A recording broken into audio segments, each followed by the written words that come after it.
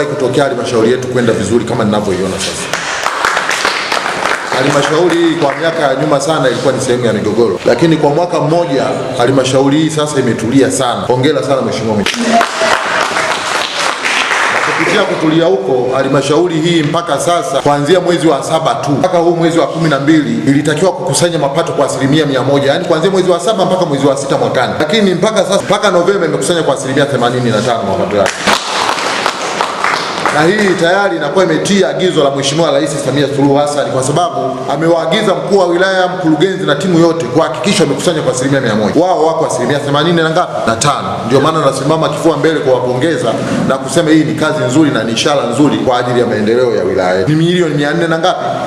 Na 42 imekwenda kwenye vikundi mbalimbali vya kina mama, vijana na watu wenye ulemavu. Tarehe 27 mwezi wa 12 tulipata bilioni 1 pale kwenye ujenzi wa hospitali yetu ya wilaya. Mimi nikiwa mbunge, nikiwa na chama changu, nikiwa na kiongozi wangu. Kupitia ile bilioni 1 miradi mbalimbali inaendelea kujengwa pale, majengo ya kina nani watoto pale, kuna la kina baba, kuna nani ile duka huku mwanzoni huku, pamoja na kina mama jengo lao linaendelea, na ile chini kule nadhani mochwari. Lakini hapo juzi mwezi huu wa 10 tulipata milioni 420 kwa ajili ya Kisilei ya pale. Tulipata milioni 90 kwa ajili ya kuanza kujenga nyumba za watumishi. Nje ya hospitali tulipata fedha za vituo vya afya viwili. Kwanza tulipata Usinge milioni 500, ujenzi huko hatua za mwisho. Najua kamati mbalimbali zimepita. Kwa hiyo nipongeze tena, kule hakukuwa na kituo cha afya. Wananchi wakiendelea kupata huduma pale itakuwa ni kitu cha msingi sana, na mimi naomba Mungu usiku na mchana. Lakini tumepata kituo cha afya kingine ni cha Igagala milioni 250 kwa awamu ya kwanza. Tukawa tunajenga jengo la OPD na jengo la maabara. Kwa hiyo ni kazi nzuri ambazo tumezifanya kutokana na ushirikiano. Hizi sio kazi za mbunge, ni ushirikiano kati ya serikali, chama, mbunge na timu nzima ya waheshimiwa madiwani. Tumeshaanza ujenzi wa lami kilomita 2, nyinyi ni mashahidi, naona. Kwa hiyo ile lami pale tunaanza kujenga ni kilomita 2, na hizo kilomita 2 tulizoanza kuna hela ya uviko milioni 500. Kwa hiyo ni takriban bilioni 1 iko hapo kwa ajili ya ujenzi wa lami. Mkiona mitaa inaenda vizuri. Madarasa ambayo sisi Kaliua kwenye jimbo hili yale ya P4 wala kwa mwaka mmoja peke yake ni madarasa 124. Serikali hii imefanya kazi na nimpongeze Mheshimiwa Rais sana kwa kazi nzuri aliyofanya.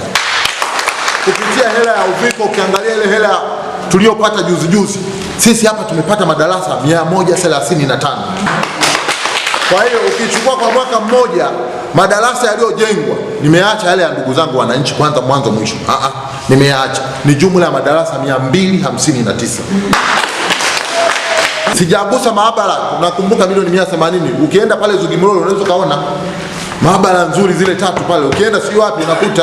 Sasa maendeleo haya ndio sisi yanatufanya tuwe na tija ya kusema. Na pengine Mheshimiwa Mwenyekiti, wakati nawasilisha niwaombe tu viongozi hawa kuisemea sana serikali, kwa sababu kuna vitu vizuri vinafanyika hatusemi. Wewe kama unajua hivi vitu havikuwepo, kwa nini usiseme kwa kweli? Eti mzee wangu hapo Kasele, wewe unashindwa kweli? Zugimlolo unashindwa kuelewa hapa hivi shule ya msingi kuna ngapi? Wewe mtu wa Kangema unashindwa kuelewa kuna milioni 53 imekuja, ilikuwa inakuja madarasa yani naota kama utitili. Mimi naona hivi ni vitu vya kusema, na ndio vitu ambavyo lazima tujivune. Maana uongozi unaoacha alama ni vitu kama hivi. Hakuna alama nyingine utakayoisubiri. Haipo. Alama angalia maendeleo. Darasa lipo, lipo kweli. Tuna madarasa 259 katika kipindi cha mwaka mmoja. Lakini zipo shule zilikuwa zijakamilika. Tulipeleka hela, Dr. Magufuli pale, tulipeleka milioni 229. Ile shule imekamilika ikasajiliwa. Sekondari inafanya kazi pale. Inafanya kazi nzuri kabisa. Ukienda pale Usenye wameanza wenyewe, tumeanza sekondari yetu kule Usenye, kuna madarasa yetu tumeanza. Kwa hiyo kule nako tumeshaanza kujenga sekondari. Lakini sekondari ya Usenye kwa bahati nzuri zaidi, kwa sababu walishaanza karibu madarasa 4 kama sikosei hivi, wameletewa milioni 100, mgao ni wa milioni 600, ila kwa awamu ya kwanza imekuja milioni 470 kupitia hiki. Changamoto tumebaki na Usimba tumeanza. Kwa hiyo sasa hivi mimi kelele yangu inaenda Usimba, ili na nyinyi mpate milioni 600. Na umeme umekwenda, sasa shida itakuwa wapi? Tumeanzisha sekondari. Mheshimiwa Hoka nakushukuru sana, kwa sababu ni mawazo alianzisha diwani, akasema mbunge hapa Kaliua inazidiwa sasa, kwa nini tusianzishe Kasungu? Kwa hiyo mimi nichukue nafasi niwapongeze Kaliua, kwa sababu ile sekondari imeanza kwa kasi sana na inakwenda vizuri sana. Sababu tulikuwa tumebakiza vijiji hivi 5 havijapata umeme. Lazima tuendelee kusambaza. Unajua ukifikisha kwenye kijiji ukagawa kidogo hapa, na huo ndio mtihani. Nilipata vitongoji kama 44 mimi nikapata, lakini najua vipo vitongoji vinahitaji umeme. Na vijiji vya juzi ambavyo vilikuwa vimebaki ni pamoja na Mtapenda huko kata kijiji hicho akikua, lakini sasa hivi nadhani survey inaendelea, wako kusaini, umeingia kwenye mkataba ulishafungwa, wanapata umeme. Miti mitano umeme umepelekwa na unakwenda wote Maboha kule unakwenda. Hiyo sasa hivi mpaka Ukumbi Kakoko na Usinga zipo kwenye mkataba.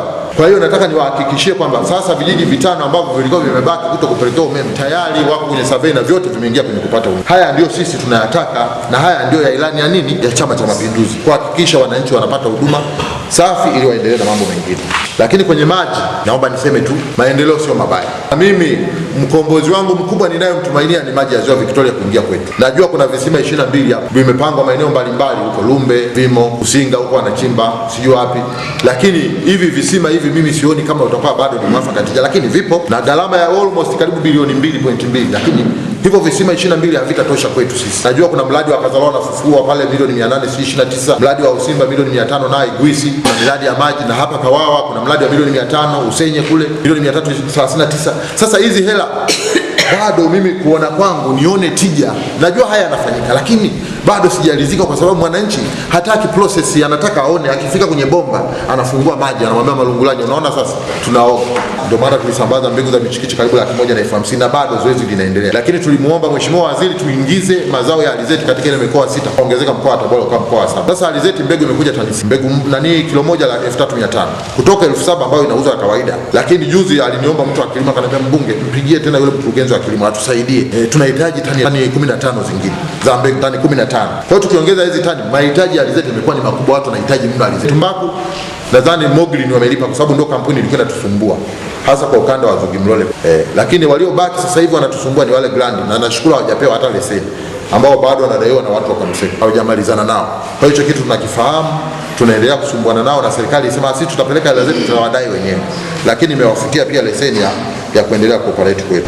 Na mimi awamu ijayo mkatibu nakwambia kabisa, makatibu kata nadhani kuanzia mwakani huko taangalia utaratibu, kila mtu atatoa pikipiki. Kuna jambo kubwa pia la hifadhi. Hapa ndio kulikuwa na changamoto tena kubwa, naisema kubwa kabisa, kwa sababu hii Kaliwa imeingiliwa na vamizi muda mrefu, na hii ndio ilikuwa changamoto kubwa kwenye eneo letu. Siwezi kusema kwamba changamoto imeisha kwa 100%, hapana, lakini sehemu kubwa ya changamoto hii kwanza ilikuwa ni kutambua. Unajua mpaka Kazalao pale unakuta eti palikuwa hifadhi, yaani pale kwa mzee wangu mzee Andrea mliokuja kamati ya siasa kumwangalia juzi anaumwa pale, pote ni hifadhi kwenda Nsimbo yale yote. Sasa awamu hii sisi ni vijiji halali. Kwa hiyo ilikuja timu ya mawaziri 8 na naomba nichukue nafasi hii, Mheshimiwa mkuu wa wilaya, jamani, naomba tumpigie makofi mkono. Nasema ukweli, ni usiku ni mchana, yani pale bila kuwepo huyu msikivu pale tulikuwa tunayumba, kwa sababu ni kweli wametoa hivyo, lakini kuna migogoro mingine inahitaji kiongozi umakini na busara zake. Huyu mzee anaenda kule, akifika kule unaona niko hiki na hiki, nimebakiza Mkuyuni na kwenda hapa na hapa, nimebakiza mipaka miwili, anajua vitu kwenye mikono. Lakini sehemu ambayo nimesema tumenufaika tulikuwa na migogoro mikubwa ya hifadhi, na ni kweli sisi tumetoka kwenye hifadhi sana. Kwa hiyo sehemu kubwa ya migogoro hii imepungua. Tulikuwa naye huyu mwanzo mwisho, tulikuwa na katibu mwanzo mwisho, mwenyekiti mwanzo mwisho, na ile kamati ya mawaziri nani. Kwa hiyo zile changamoto zilizobaki mimi nina imani kubwa sana zinakwenda kuishi. Kama kuna changamoto imetoka mpaka ya hiki, huyu mzee ametusaidia mambo mengi sana. Ugunga najua mpo wale walimbula pale. Alinipigia simu siku kwa saa 6 usiku. Kaniambia mbunge, kuna eneo huku kuna mwekezaji kaja heka 6,000, uongo DC hapo. Heka 6,000 huyu. Yaani anapata machungu kwamba heka 6,000 wanachukua kwa muda huu. Si bora wakodishe kila mwaka. Alipiga mahesabu pale, tukaona kama ni 2,200 kwa, yani kwa kile kipindi. Na mimi mwenyewe nikamwambia mzee, simamia sheria tu, hamna kuogopa. Mzee, si uko vizuri, si umeokoa wananchi. Hivi heka 6,000 zingeenda heka 6,000, sisi ambao tunajiita ndio wenye ardhi hapa ingekwaje? Kwa hiyo lazima mtu mpongeze, kazi nzuri anaifanya. Unajua ni ngumu sana, wapo viongozi wanashinda ofisini mpaka kitu kinaisha, haendi site kule. Huyu mzee anaenda site, watu wanahitaji faraja. Sasa wanapata faraja yenu, wanapata viongozi wa serikali hapa faraja, chama kinawapa faraja, si ndio? Tunaenda mbele hapo. Kuna kukwama, tunakosa 95% ya ushindi, na nyinyi mtashindwa kurudi kwa sababu tu ndogo ndogo. Mchezo pia niliamua kwamba lazima tusimame na vijana, ndio ilani ya chama. Kasomeni ilani, iko wazi. Mimi nilikabidhiwa yangu na nyinyi, kila mtu ana ilani yake hapo, lakini yote ni ya Chama cha Mapinduzi. Someni kuimarisha michezo. Sasa kuimarisha michezo, mimi niliamua kwamba nitekeleze kwanza, nitoa seti karibu, zilikuwa seti kama 80 awamu ya kwanza, nikagawa kila kijiji, nikagawa kwenye senta kubwa kubwa. na mipira yake. Lakini awamu ya pili nikaanzisha ligi ya kata, na kule kwenye kata nadhani nyinyi mnaona mashuhuda viwango hadi furaha tu, watu wanakuwa busy na site na nini, ukienda unakuta kwa kweli ligi imekuwa nzito. Ni gumzo. Nichukue nafasi hii kupongeza kata zote zilifanya vizuri, na zote tulipeleka 750,000. Walifanya vizuri sana. Lakini yalipokuja mashindano sasa ya zile timu 32 na zenyewe tulitoa jezi hapa wilayani. Timu iliyofanya vizuri ya kwanza imetoka Kaliwa mjini. Mheshimiwa waka hongera sana. Wale jamaa wanaitwa wabishi wa Site. Walifanya vizuri na milioni 3 walichukua. Lakini kata ya pili ni ya Usenye. Sasa mpime umbali wa Usenye kule, ni ya pili, ilipata milioni 2. Ilifanya vizuri. Labda ningesema kitu kimoja, pengine miradi yote ambayo tumeweza kuisema hapa na kazi nzuri ambayo imefanywa haikufanywa na mtu mmoja wala haikufanywa na akili ya mtu mmoja, ila ni teamwork, ni timu. Kwa hiyo kama timu tusimame pamoja, zaidi tuimarishe upendo. Kama mwaka mmoja imejenga madarasa 259, wewe hata kama utajiandaa na bisha, lakini madarasa yapo, si wanayaona? Na uzuri wa sasa hivi sisi tuko kwenye teknolojia, tunatunza. Tulitoa vyombo kwenye kutusaidia tukioa, tukifanyaje. Tumebakiza kata 5, nadhani mwezi wa kwanza tutamalizia zile kata 5. Kwa hiyo zile kata ambazo zilishapata masufuria nini, hamna kukodi, unapika unairudisha, unasafisha, hamna shida. Vyombo vyote tumeshatoa kwenye kata. Tuna gari hapa sisi Land Cruiser pickup. Ile Land Cruiser ni gari ya wananchi. Ukiwa na shida ya msiba, unaweka mafuta wewe mwenyewe, unaenda unako nani. Lakini siwe hatupendi kwenda nje. Nimeshaenda mara 2-3. Tunapenda shida ambazo zinatugusa humu jimboni kwetu. Mnanielewa eh? Hiyo gari ipo hapo na inatumika kwa kazi. Fursa kubwa ni kumshukuru sana mwenyekiti wangu wa Chama cha Mapinduzi Taifa, Mheshimiwa Samia Suluhu Hassan. Nashukuru sana uongozi wangu wa chama, katibu wangu nafanya kazi nzuri na kushukuru kwa ushirikiano. Nashukuru sana mwenyekiti wangu Kaseko, kamati ya siasa. Ushauri wenu ni wa msingi sana. Kamisa wangu Mheshimiwa mkuu wa wilaya, Mwenyezi Mungu akubariki. Kwa kweli nina imani kabisa taifa tukiwa na mioyo kama ya kwako tutasaidia watu wengi sana. Unajua unamhudumia mtu, unagundua na mtu yule anayehudumia pia na huruma. Huruma ni vitu vya msingi. Hizo hatua zingine usiogope kuzichukua. Mimi kwa kweli nitoe shukrani kwa yale ambayo mbunge ameyaeleza yaliyomo humu. Kwa kata yangu niseme yote yako sahihi, hakuna hata moja lilopungua wala hakuna liloongezeka. Lakini pia mwenyekiti, nichukue fursa hii kumpongeza pia mkuu wa wilaya. CCM oye! Kwezi oye!